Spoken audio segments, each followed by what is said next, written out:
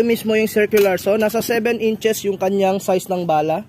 So, ito naman yung previous niya rin po na bala para sa kahoy.